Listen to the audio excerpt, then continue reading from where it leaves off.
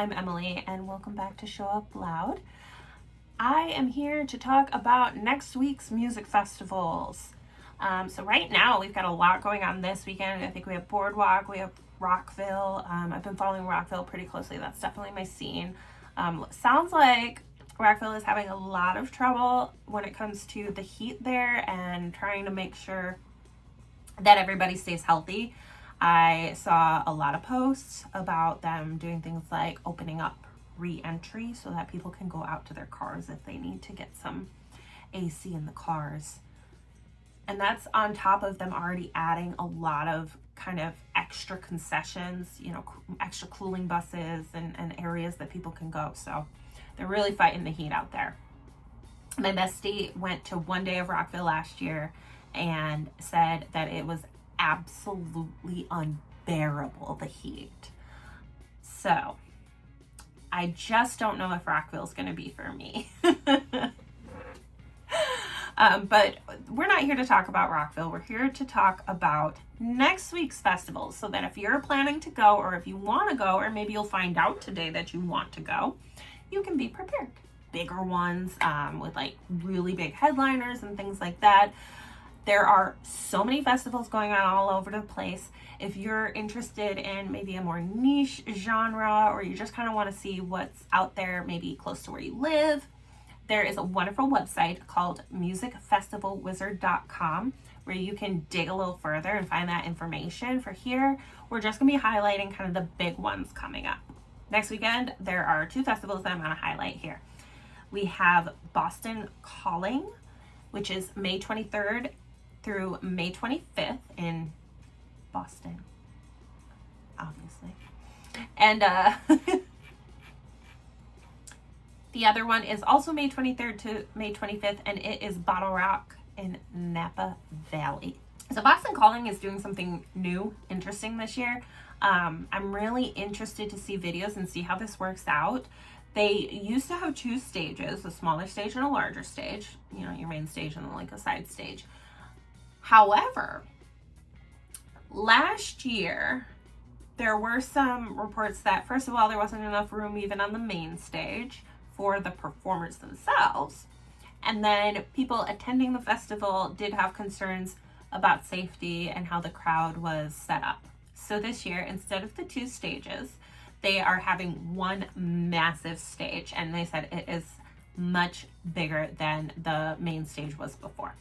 The way that it was described is as a rotating stage where you'll have one band performing on one side while the other band who is up next can be preparing on the back side. I'm very curious to see how that's going to actually look in practice. I'm not sure if they mean that it's always going to be facing one way for the performing band, or if it's going to be, I'm just really confused at what they mean by rotating. Like, is it at the end and then the people are always over on the side, and behind the stage, people are setting up and then it can spin when it's time for the next act? However, it also didn't entirely sound like that was the case in the description I read. The organizer of Boston Calling, Mike Snow, said that'll allow patrons really all the way around the site to see what's happening, and all the bands will play on that stage. So I guess I'm a little confused. I'm assuming it's going to be band plays in the front, behind the stage where people can't see. The next band is setting up, and then it flips. That's my assumption. So we'll see. I cannot wait to see how it goes. I feel like if it goes well, hopefully more places try to do it, because I would love to not have to navigate from one stage to another, especially if the two acts that I want to see are one after another. That would really be helpful if more places took that up. Headliners for Boston Calling, you've got Luke Combs on night 1, Fall Out Boy on night 2, and Dave Matthews Band on night 3.